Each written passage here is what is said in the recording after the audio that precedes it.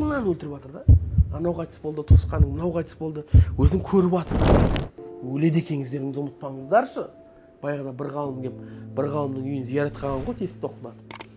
Сөйтсе, анау ішінен тұрып, не болды, не керек деп. Мен ғой пәленше ашайшы деп айтады мынау. Раудатул Улама деген кітапта келеді. Мен ғой ашайшы десе, жоқ, келмеш, кеш деп айтады дейді. Не болды, ашайшы досым десе. Жоқ, менде уақыт жоқ, сөйлесетін уақыт жоқ. Не болып қалды десе. Өлеміз ғой деп айтады дейді. Ана мені өлем деген ой мені өлтіріп баратыр дейді да. Мен секундты жоғалтқым келмейді дейді да. Мен секундты жоғалтқым келмейді. Өлтіріп баратыр мен өлеміз деген ой дейді. Мен уақытымды кетіргім келмейді саған.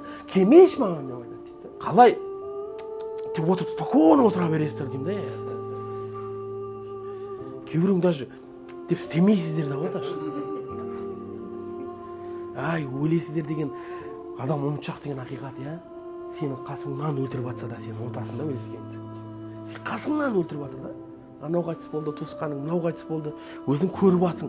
Бірақ Алла сондай шебер да, сен ұмытшақ. Мен бір жігіттер мен де бір ауырдым.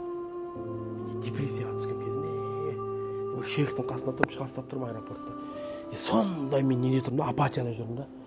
Мен адамдарға қарап ойлай беремін, өлеміз ғой.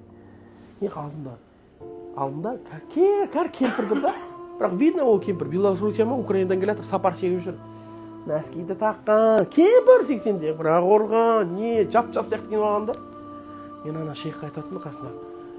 Алла, мына кісі білетін шығар өледі екен деймін. Енді кемпір ғой, жақын ғой жерлеріне. Менен қарағанда оның ойы көп шығар өледі екені.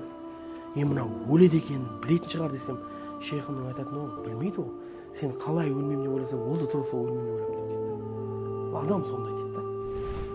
Саған күнде өлтіріп қойып жатыр да, сен бірақ өлмеймін деген оймен әрекеттер жасайсың да.